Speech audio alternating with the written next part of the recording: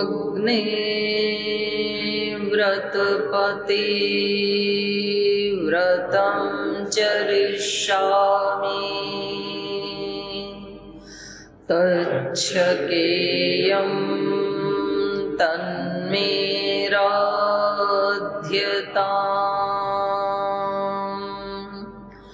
इदमहमनृतात् सत्यमुपैमि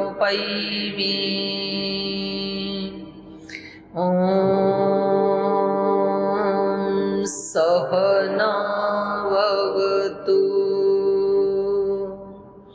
सहनौ भुनक्तु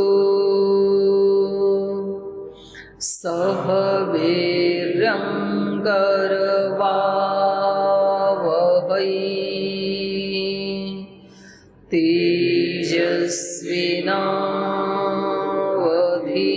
तेजस्विनावधीतमस्तु मा विद्विषावहै ॐ शान्ति शान्ति शान्तिः।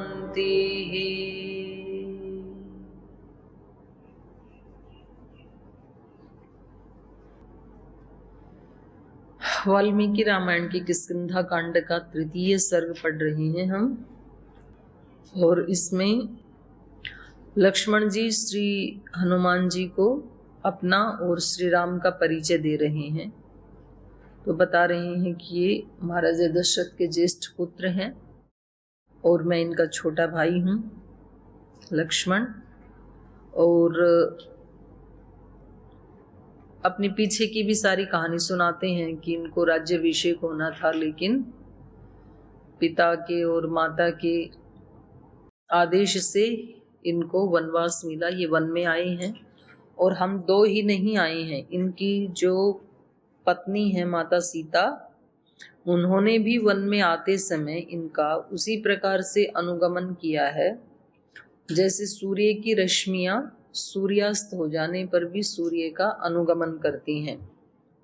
तो उदय होता हुआ सूर्य तो समृद्धि का प्रतीक माना जाता है, और अस्त होता हुआ सूर्य आपदा का प्रतीक माना जाता है। भाई इसका तो जीवन का सूर्य डूब गया, ऐसे कहते हैं ना। तो जो पति पत्नी ही नहीं, परस्पर जो सच्चे संबंधी होते हैं, कोई भी संबंध हो सकता है, मित्र मित्र का संबंध हो सकता है, भाई भाई का हो सकता है, गुरु शिष्य का हो सकता है, कोई भी संबंध जो सच्चे संबंध होते हैं, तो उनमें संबंध की मर्यादा या संबंध का सत्य यही है कि अपना एक संबंधी सुखी हो या दुखी हो, तो हर हाल में फिर वो संबंध निभाया जाता है। संबंध बनाने के लिए नहीं होते, संबंध निभाने के लिए होते हैं। बनाने में तो कुछ क्षण लगते हैं, लेकिन निभाने में तो पूरा जीवन लगाना पड़ता है, मरण पर्यंत निभाने होते हैं संबंध। और जो लोग सांसारिक संबंध भी नहीं निभा पाते हैं, तो फिर भागवत संबंध निभाना तो दूर की बात है। तो जिस स्थान पे आप रहते हैं संसार में, जिस संबंध में भगवान ने आपको रखा है, उन संबंधों को निभाने के लिए व्यक्ति को अपने आप को बैक गियर लगाना पड़ता है। उन संबंधों को निभाने के लिए बहुत बार अपनी इच्छाओं का हनन करना पड़ता है, अपने विचारों को बदलना पड़ता है, दूसरे के सुख को और उसके सुख के साधन को स्वीकार करना होता है। तो या तो संबंध कम बनाएं, और जितने बनाएं तो उसको निभाएं, क्योंकि संबंधों को छोड़ने से बीच में वहां से पलायन करने से फिर व्यक्ति की आत्मा कमजोर हो जाती है। तो ये बता रहे हैं कि सीता माता ने भी ऐसे ही अनुगमन किया है जैसे दिनक्षय महातेजा प्रभया इव दिवाकर। दिन का अस्त होने पर, क्षय होने पर भी जो सूर्य की रश्मियां हैं वो भगवान सूर्य का अनुसरण करती हैं। तो मन में प्रश्न आया होगा हनुमान जी को, फिर भी हैं कहाँ वो सीता माता, दिखाई तो नहीं दे रही हैं। तो वो स्वयं ही बता रहे हैं, रक्षसा अपहृता भार्या अस्माकम रहिते, जिस कुटिया में हम नहीं थे तो खाली कुटिया से काम रूपीणा रक्षसा, यानी जो अपनी इच्छा के अनुसार रूप स्वरूप बदल सकते हैं, ऐसे राक्षस के द्वारा भार्या का अपहरण कर लिया गया है। तच्च न जायते रक्षः पत्नी ये नस्य साहृता, और उस राक्षस के बारे में हमें पता नहीं कौन था, किधर गया, कहाँ ले गया, उसके बारे में हमें कुछ भी नहीं पता। एतत्ते सर्वम आख्यातम याथा तथ्येन पृच्छत। तो हनुमान जी महाराज, आपने जो पूछा था वो सब हमने सच सच आपको बता दिया है। यथा तथ्येन अहम चैव ही रामश्च सुग्रीवम शरणम गतौ, और कह रहे हैं श्री राम और मैं, अब हम दोनों तो आपकी और महाराजा सुग्रीव जी की शरण में आए। अब आप लोग हमारी सहायता कीजिए, आप हमारी हेल्प कीजिए। तो यहाँ तक हमने पढ़ लिया था, पीछे का कुछ चर्चा तो नहीं करनी है। जी, हम व्यवहार में अक्सर देखते हैं जब बड़े हमारे पास में होते हैं तो फिर कुछ पूछते हैं सामने वाले, तो हम चुप रहते हैं कि बड़े बोलते हैं। तो यहाँ पे लक्ष्मण जी बोल रहे हैं, राम जी कुछ बोल नहीं रहे, तो फिर ये ऐसा कर सकते हैं। राम जी को बोलना चाहिए, ऐसे ऐसे कह रहे हो आप? नहीं नहीं, अपने जो बड़े होते हैं उनका गौरव रखा जाता है। जब आप कहीं जाएंगे तो जैसे मानो खैर महाराज जी को तो या पूज्याचार्य ऋषि को तो अब कौन ऐसा है जो नहीं जानता है, जानती हैं सब। और मान लो किसी ऐसे स्थान पे चले जाएं जो अनजान जगह है और आप साथ में हैं, पूज्य गुरुदेव के या श्रद्धेयाचार्य श्री की, तो अपने आप थोड़ी बताएंगे कि भाई मैं आयुर्वेद शिरोमणि आचार्य हूँ, अपना नाम लें, या गुरु जी बताएं कि मैं योग ऋषि स्वामी, ऐसे थोड़ी बताएंगे। आपको ही बताना चाहिए ये हमारे पूज्य गुरुदेव हैं, इनकी ये महिमा है। तो वो तो मौन ही रहते हैं बड़े। तो उनको बचपन से ऐसा बोला गया जब दो बड़े बीच में बात करें तो छोटे को नहीं बोलना चाहिए। हाँ, तो वो जब घर वाले या जानकार जो दो बड़े बात करते हैं ना, माने बड़े बड़े आपस में जानते हैं एक दूसरे को, और जब बड़े बात कर रहे हों तब छोटे को नहीं बोलना चाहिए। तो ये तो अनजान व्यक्ति है ना, वो तो परिचय पूछ रहे हैं, भैया आप कौन हैं, तो तब छोटे को ही बड़े की महिमा बतानी चाहिए, क्योंकि बड़े वाला खुद तो अपने मुख से अपनी महिमा बताएगा नहीं। तो हमें क्योंकि उनका गौरव दूसरे के समक्ष रखना है, तो फिर हमें बताना चाहिए। ठीक है। और एक प्रश्न था कि कभी कभी ऐसा होता है सामने मतलब हम जब जिसके साथ हमेशा रहते हैं तो उनका मन में जो चल रहा होता है हमारा भी सेम वैसा ही चल रहा होता है कभी कभी। हाँ, तो ये से किस कारण से होता है ऐसा? टेलीपैथी विद्या, ये तो होता ही है। ये तो सूक्ष्म विद्या, ये कभी कभी नहीं होता, हर समय होता है, हर बार होता है। कभी कभी तो हम फील करते हैं, जैसे मैं मोबाइल में, आप लोगों की मोबाइल तो अभी छीन लिए, पर छोटे वाले में भी मैसेज तो आ ही जाता है। मैं आपको मैसेज भेजूं तो आपके मोबाइल में कभी कभी आएगा कि हमेशा आएगा? जब जब भेजूंगी तब तब आएगा, हमेशा आएगा ना। जब जब भी मैं मैसेज भेजूंगी तो हमेशा ही आएगा। वो तो स्थूल है, स्थूल यंत्र से स्थूल मैसेज स्थूल यंत्र को भेजा गया है, पर सूक्ष्म तो उससे हजारों गुना ज्यादा पावरफुल है। तो जब जब भी मैं सूक्ष्म रूप से आपके लिए कोई मैसेज भेजूंगी, आपको स्मरण करूंगी या आपके बारे में सोचूंगी, वो पक्का आप तक जाता ही है। आप उसको रिसीव कर रहे हैं कि नहीं, ये आपके ऊपर डिपेंड कर रहा है। जब आप रिसीविंग मोड में हैं, आपका इंटरनेट पूरा फुल है, तो आपको फिर लगेगा कि तो टेलीपैथी हो गई। और जिस समय मैंने मैसेज भेजा और आप किसी अन्य कार्य में व्यस्त थे, आपकी चेतना कहीं और लगी हुई थी, तो समझ लो कि अब ये इस मैसेज के लिए नेटवर्क काम नहीं कर रहा था। तो वो बेचारा वहां जाएगा तो सही, पर आपको फील नहीं होगा। पर जैसे ही नेटवर्क में आएगा मोबाइल तो दिखेगा, तो पहुंचेगा जरूर। तो सारी दूसरों के लिए प्रार्थना, दुआएं, आशीर्वाद, और उनका मतलब ही क्या रह जाता है। जब भी हम कोई बड़ा कार्य करते हैं तो हम अपने बड़ों के पास जाके, जी आज तो मेरी परीक्षा है, आपका आशीर्वाद लेने आया हूं। तो अब तर्क तो ये कहेगा, भाई इनके आशीर्वाद में क्या रखा है, आपने जो पढ़ा है वो लिख पाओगे। मान लो इन्होंने आशीर्वाद दे भी दिया तो भी क्या फायदा होने वाला है। या कोई इंटरव्यू में जा रहे हैं नौकरी के लिए, बोल जी आशीर्वाद दे दो, आज मेरा इंटरव्यू है। तो कोई तर्कशील व्यक्ति कहेगा कि भाई जो आप वहां बताओगे वैसा इंटरव्यू होगा, इनके आशीर्वाद से थोड़ा ही होगा। तो कर्म जैसा करोगे फल मिलेगा। तो यदि हम ऐसा मान लें तो फिर तो सारा आशीर्वाद और ये श्रद्धा भक्ति वाला ये सारा मतलब वो ही हो जाएगा, अनावश्यक ही हो जाएगा, निष्फल हो जाएगा। तो ऐसा है नहीं।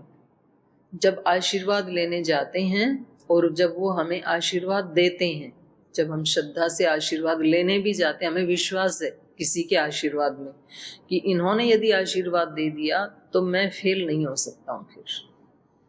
और वो व्यक्ति भी पूरी श्रद्धा से आशीर्वाद दे रहा है कि आप बहुत अच्छे बच्चे हो, जाओ आप विजयी बनो। तो इससे क्या होगा, उस व्यक्ति के अंदर एक एनर्जी उत्पन्न होगी कि मेरे को अब आशीर्वाद मिल गया, अब मैं फेल नहीं हो सकता हूं। और इस एनर्जी से वो बिल्कुल शांत चित्त रहेगा। और कोई ऐसा क्वेश्चन आ गया जो उसने याद भी नहीं किया था, बस एक बार क्लास में सुना था, तो वो भी पूरी फाइल उसके सामने उपस्थित हो जाएगी। सबकॉन्शियस माइंड में तो है ही ना वो सुना हुआ, वो बड़े आराम से लिखाएगा, वो पास हो जाएगा, अच्छे मार्क्स आ जाएंगे। और फिर वो व्यक्ति बोलेगा, बोले ये तो सब गुरु जी के आशीर्वाद का फल है। तो ये सूक्ष्म एनर्जी मिलती है हमें आशीर्वाद के माध्यम से। तो जब जब भी हम किसी के बारे में कोई भावना करते हैं, कोई विचार करते हैं, तो वो हर बार उस व्यक्ति तक पहुंचता है।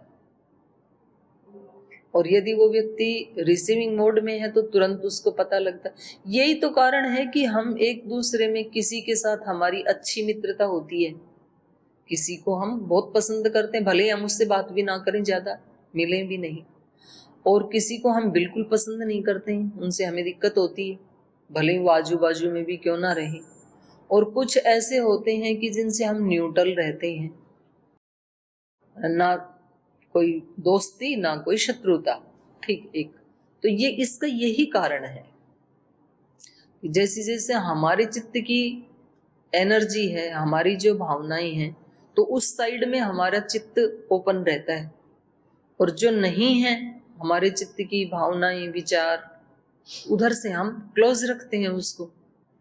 तो उस तरह की कोई एनर्जी आएगी उसको हम रिसीव नहीं करेंगे, इधर की आएगी उसको हम रिसीव कर लेंगे झट से। तो ये तो एक विज्ञान है, ये तो साइंस है। किसी माँ का बच्चा बीमार होता है अमेरिका में, और वो माँ को सपना आ जाता है भारत में, और फिर वो सुबह उठ के कहती है बच्चे को फोन लगाओ, मुझे कुछ अच्छा नहीं लग रहा, लगता है उसको कुछ तो गड़बड़ है। और फिर फोन करते हैं तो पता लगा कि सच में उसकी तबीयत ठीक नहीं है। तो बच्चे ने पहले माँ को याद किया कि आज मैं बीमार हूं, अगर मैं घर में होता तो माता जी काढ़ा बना के पिला देती, कुछ औषध उपचार कर देती, पर अब तो यहाँ है। तो वो जो मैसेज भेजा वो माँ को तुरंत मिल गया रात में सोते हुए, क्योंकि उसका हार्ट हमेशा बच्चे की तरफ ओपन ही रहता है, तो इसलिए उसको पता लग जाता है तुरंत। तो हम भी जिसके प्रति हमारी श्रद्धा होती है, प्रीति होती है, विश्वास होता है, तो उनका तो हमें ये लगता है कि भाई टेलीपैथी होगी, हमने उनको याद किया, उनका ही फोन आ गया, हमने मन में कुछ सोचा और क्लास में वैसा ही वर्णन भी आ गया, ऐसे लगता है हमें। पर ये विज्ञान तो है। विषय अगर अलग अलग हो, जैसे वहाँ पे हम 4 बहनें रहते थे, तो फिर देवश्रुति वहिनी का और मेरा अक्सर ऐसा होता था कि वो भी कुछ सोच रही होती है और उसी बात को मैं भी सोच रही होती हूँ। तो रहते तो चारों इकट्ठे थे, तो लेकिन उनका और मेरा अक्सर ऐसा हो जाता था। वही तो बता रही हूँ मैं कि जिनके प्रति हमारी चेतना ओपन रहती है और बहुत मेल खाती है तो रिसीव हो जाता है। ऐसा नहीं है, उनका भी आ रहा है आपके पास, बाकी दो हैं उनका भी आ रहा है, पर उनकी तरफ आप इतने ओपन नहीं है, आपका चित्त या चेतना, तो वो कभी मिस हो जाता है, कभी तुक्का लग जाता है।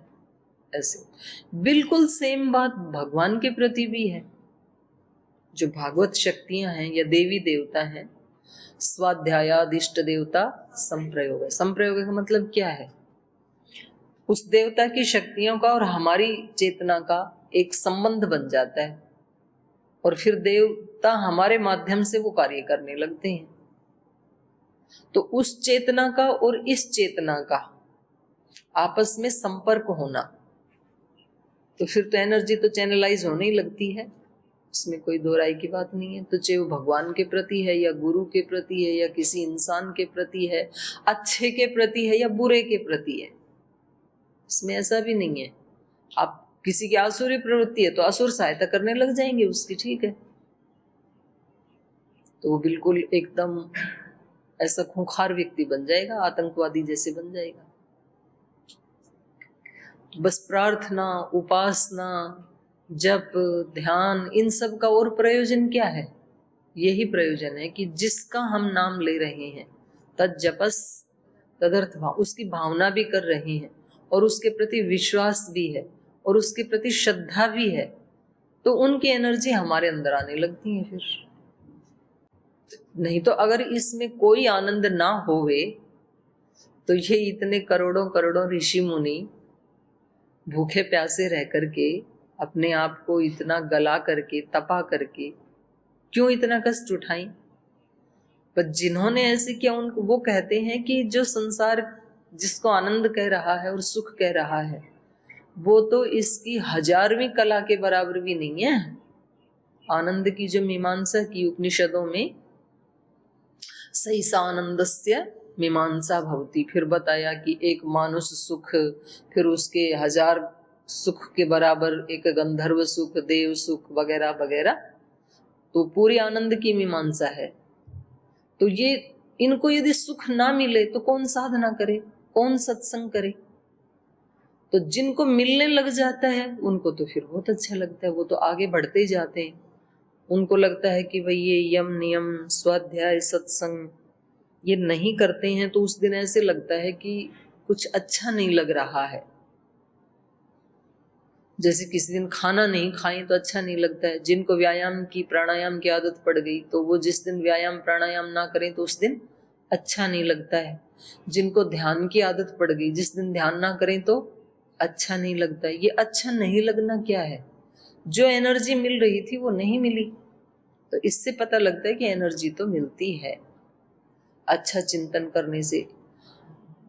जो अच्छा चिंतन करते हैं और किसी दिन उन्होंने बुरा चिंतन कर लिया तो वो क्या कहेगा कि आज अच्छा नहीं लग रहा, कहेगा नहीं, वो अपने अंदर फील करेगा अच्छा नहीं लग रहा। आज क्यों नहीं लग रहा? क्योंकि जो अच्छे चिंतन से एनर्जी मिल रही थी वो आज नहीं मिली। तो बहुत कुछ मिलता है। तो चाहे हम किसी देवता के साथ अपने चित्त का संप्रयोग करें या हम किसी मनुष्य के साथ करें, गुरु के साथ करें, किसी सिद्ध महात्मा के साथ करें, योगी के साथ करें, तो वो हमें रिस्पॉन्स तो मिलता है। और एक प्रश्न था, जैसे मेरा एक अंदर एक संकल्प था कि मैं रोज योग करूंगी और यज्ञ भी करूंगी। योग तो हम कर लेते हैं, लेकिन यज्ञ के समय कभी कभी दूसरी सेवा भी होते हैं, तो फिर मन को भी ऐसा बोलते कि कोई नहीं, इसे कोई यज्ञ मान के करते हैं, लेकिन बार बार वो याद करा रही है आज तो यज्ञ नहीं किया, आज तो यज्ञ, उस काम के बीच में भी बार बार याद आता है। तो फिर उस काम से तो फिर कोई फल नहीं मिल रहा है हमको, तो वैसे पाप ही लग रहा होगा। नहीं, पाप तो नहीं लगता है। यदि आप उस समय जो कर रहे हैं उसी को आपने यज्ञ मान लिया तो वो यज्ञ का ही फल मिलेगा। फिर बार बार मन में आता रहता है काम तो कर रहे हो लेकिन यज्ञ तो छूट, तो आपका अगले वाला संकल्प ढीला है। इसका मतलब जो आप काम कर रहे हो वो आपने ऊपर ऊपर से बोल तो दिया कि मैं इसी को यज्ञ मान लेती हूँ, पर आपके मन में ये डिफरेंस है कि नहीं, ये यज्ञ नहीं है, ये काम है। यज्ञ तो वो ही है जो हम अग्नि में आहुति डालते हैं। ऐसा ही अभी होता ये है। विकल्प है ना मन में, अगर तो हमने पूरा 100% ये मान लिया ये भी यज्ञ है और उसमें वही भावना ले आ गई हमारी, तब उस कर्म में और इस यज्ञ में कोई अंतर नहीं रहेगा, वो भी यज्ञ ही हो जाएगा फिर। और खास करके सन्यासियों को तो यही सिखाया जाता है। अब उसमें दो बातें, कुछ तो कहते हैं बोल जी बस अब हम तो ध्यान करते हैं अब, क्योंकि सन्यासी के लिए यज्ञ तो अनिवार्य है नहीं। और फिर होता यह है कि ना वो ध्यान करते हैं ना यज्ञ करते हैं, दोनों ही छूट जाते हैं। तो ये बहुत ऊंची स्थिति है सन्यासी की, माने उसका हर सांस, उसका हर कर्म यज्ञ जैसा ही होगा, यज्ञ ही होगा जैसा क्या। तो ये तो मतलब पराकाष्ठा है साधना की। तो जब तक वो स्थिति ना मिले ना, तब तक व्यक्ति को स्थूल यज्ञ जब जब संभव हो करना चाहिए। ये कह करके नहीं छोड़ना चाहिए कि भाई हम तो अब संन्यास्त हो गए तो हमें अब इस यज्ञ को करना हमारा दायित्व नहीं, ऐसे नहीं सोचना चाहिए। दीदी जी, अक्सर ऐसा होता है कि रात में 2 बजे 2:30 बजे, कभी 2:45 बजे आँख खुल जाती है। फिर आँख खुलती है तो फिर लाइट जलाते हैं, घड़ी देखते कहते अभी तो 2 बज रहा है, सो जाते हैं, फिर उठेंगे 4 बजे। फिर आज भी ऐसा हुआ कि वो फिर 4:20 हो गया। फिर तुरंत मन में आया भगवान 2:30 बजे जगाया था, उस जगह अगर उस समय उठ के काम में लग जाते तो कम से कम टाइम 4:30 ना बजता। तो ये क्या होता है, मतलब उस समय भगवान सच में जगाते हैं या क्या होता है नहीं पता, क्योंकि अक्सर 15 दिन में एक बार लगभग ऐसा हो जाता है। देखो उसमें भगवान का कोई रोल नहीं है, पूरा आपका ही रोल है। भगवान का रोल नहीं है, वो अपना ही है। अभी तक इसीलिए मैं मतलब तो आप 2:30 और 4:30 के बीच वाला रख लो ना टाइमिंग, क्योंकि 2:30 बजे नींद पूरी नहीं होती है मेरे साथ और नहीं, फिर 4:20 तक लेट हो जाते हो आप, तो आप 3:45 का रखो फिर अलार्म। अलार्म नहीं है, वो मोबाइल में बजता था, अभी मोबाइल नहीं है तो इसलिए नहीं है वो। तो टाइम कहाँ देखते हो फिर, बड़ी वाली घड़ी? लाइट जला के खड़ी है सामने। हो तो आपको ऐसे करेंगे, एक अलार्म घड़ी ला देंगे फिर, ठीक, आपको अलार्म मिल जाएगा तो उसमें आराम से 3:45 तक। वैसे तो खैर थोड़ा जैसे आपका अभ्यास बढ़ेगा तो चित्त का अलार्म भी फिर बिल्कुल एक्यूरेट टाइम पे ही जगाता है। अधिकांश होता है, लेकिन 15-20 दिन में ऐसा हो जाता है गड़बड़। चल घड़ी दे दें। और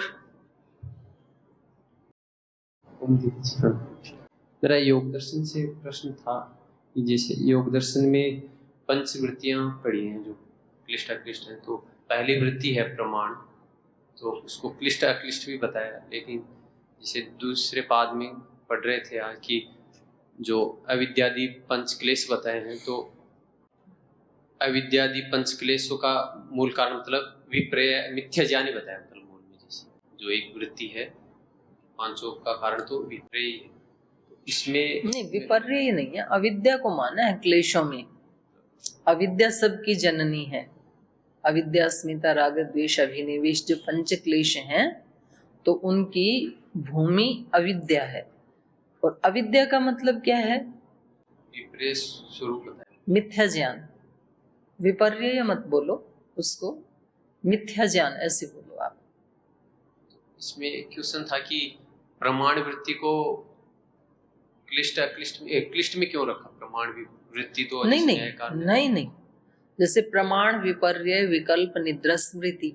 अब यूं तो आप निद्रा के बारे में भी प्रश्न पूछ सकते हैं कि निद्रा तो परम सुखदायी है, तो वो कैसे क्लिष्ट हो सकती है?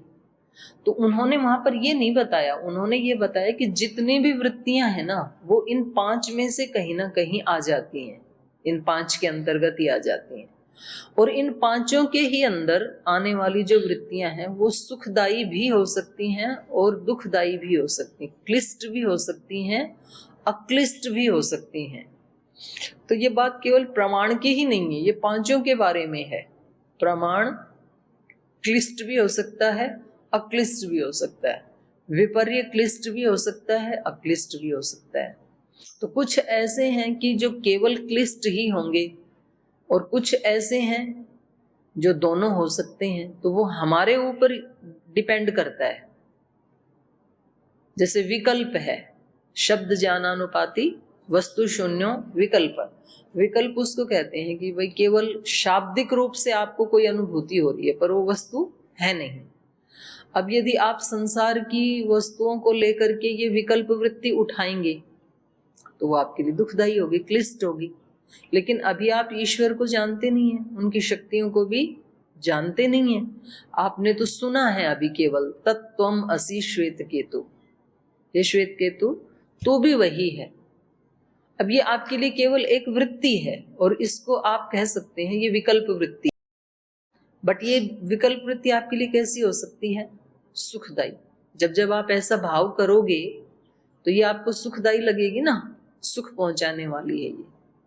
तो वहां तो बस इतना बताया कि जितनी भी हमारी वृत्तियां, चित्त के व्यापार हैं हमारे या विचार हैं, वो इन पांचों में से कहीं ना कहीं फिट हो जाएंगे। तो ये पांचों क्लिष्ट भी हो सकती हैं, अक्लिष्ट भी हो सकती हैं। तो क्लिष्ट को रोकना है वहां पर, ऐसे नहीं कहा ना सबको रोकना है। सर्ववृत्ति निरोध है ऐसे तो नहीं कहा वहां पर चित्तवृत्ति निरोध है में। तो उससे ये पता लगता है, सर्व शब्द न लगाने से ये पता लगता है कि केवल क्लिष्ट का ही निरोध करना है, अक्लिष्ट को तो बनाए रखना है। अक्लिष्ट वृत्ति कहो, उत्साह के विचार कहो, श्रद्धा के कहो, भक्ति के कहो, परोपकार के कहो, इनको कोई भी नाम दो आप, ये सब उसी श्रेणी में आ जाएंगे अक्लिष्ट में। तो वो तो विचार उठाना ही अपने को, वो तो चिंतन करना ही है, तभी तो व्यक्ति आगे बढ़ता है। यदि व्यक्ति के अंदर उत्साह नहीं है, यदि व्यक्ति के अंदर श्रद्धा तत्व कम हो गया है, तो फिर उसको उसका आनंद भी घटता चला जाएगा। तो हमें इन तत्वों को तो बढ़ाना ही है, श्रद्धा तत्व को बढ़ाना है। कभी कभी किसी व्यक्ति की स्थिति ऐसी होती है कि उसकी श्रद्धा ना तो शास्त्र में होती है, ना तो गुरु में होती है, ना तो भगवान में होती है, ना तो माता पिता में होती है, ना तो अपने जो वरिष्ठ हैं उनमें होती है। तो फिर वो व्यक्ति ना हमेशा बेचारा दुखी ही रहता है, चिड़चिड़ा सा रहेगा, हमेशा शिकायत के भाव में, मोड में रहेगा। उसको सब कुछ बुरा ही बुरा दिखाई देगा। कोई यहाँ किसी को समझता नहीं है, किसी की वैल्यू नहीं है, ऐसे ऐसे विचार आते ही रहेंगे उसको। और जैसे जैसे व्यक्ति का श्रद्धा तत्व बढ़ता है, तो व्यास ऋषि ने भी कहा कि श्रद्धा तत्व जननी की तरह रक्षा करता है। एक माँ अपने बिल्कुल छोटे बच्चे की कितनी हिफाजत करती है, कितना उसका ध्यान रखती है, ऐसे ये श्रद्धा तत्व हमारी रक्षा करता है। तो श्रद्धा कोई दूसरे के लिए थोड़ी है। मानो हम अपने माता पिता के प्रति या गुरु के प्रति या भगवान के प्रति श्रद्धा रखते हैं, तो इसमें फायदा भगवान का या गुरुजनों का नहीं है, हमारा फायदा है, क्योंकि वो श्रद्धा हमारी रक्षा करती है। श्री राम को तो माता कैकेयी ने वनवास दे दिया, लेकिन श्री राम की श्रद्धा डगमगाई नहीं, तो उससे श्री राम शांत रहते हैं वनवास मिलने पर भी। मतलब वो माता कैकेयी के लिए नहीं वो श्रद्धा, माता कैकेयी तो परेशान हो गई क्योंकि अब सब लोग उनके साथ एक अलग तरह का बिहेव कर रहे हैं। तो वो श्रद्धा करने वाले की रक्षा करती है। जिसके प्रति श्रद्धा की जाती है उसको वो लाभ दे या ना दे, दे भी सकती है, नहीं भी दे सकती, दोनों ही बातें हैं। पर करने वाले को तो जरूर फल मिलेगा। और बिल्कुल यही बात नेगेटिव थिंकिंग की भी है। जब हम नेगेटिव सोचते हैं ना किसी के बारे में, भाई आज तो मुझे इसकी झोपड़ी फूंकनी है, आग लगानी है, तो भाई हो सकता है कि वो तो चौकीदार बन के खड़ा हो, उसको भी डाउट हो जाए कि आज मेरा घर जल सकता है। जैसे पाकिस्तान वालों ने जब मिसाइल फेंकी तो भारत वाले तो अलर्ट थे, हम आकाश में ही उनको डिस्ट्रॉय कर देंगे। पर जिसने ये सोचा कि इसकी झोपड़ी फूंकनी है, उसके दिमाग में तो आग लगी गई, उसका तो नुकसान हो ही चुका। दूसरे की झोपड़ी फूके या ना फूके, पर अपनी खोपड़ी तो फूकी गई।